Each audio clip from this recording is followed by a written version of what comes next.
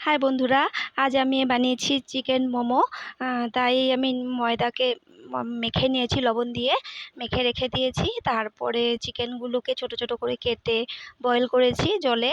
তাতে আমি গোলমরিচ, আদা আর লং আর লবণ দিয়ে তাতে সেটা বয়েল করে নিয়েছি।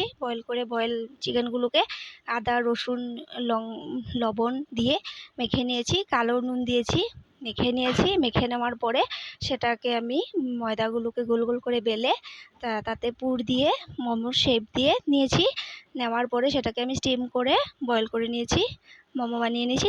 তারপরে সেটাকে আমি স্যুপ আর সস দিয়ে সার্ভ করে দিয়েছি। চিকেনটা খুব টেস্ট হয়েছিল মোমোটা। বাড়িতে অবশ্যই ট্রাই করবেন, পুরো ভিডিওটা দেখবেন। নমস্কার, ধন্যবাদ। যদি ভালো লাগে অবশ্যই লাইক করবেন আর সাবস্ক্রাইব করবেন আমার চ্যানেলটিকে। নমস্কার, ধন্যবাদ।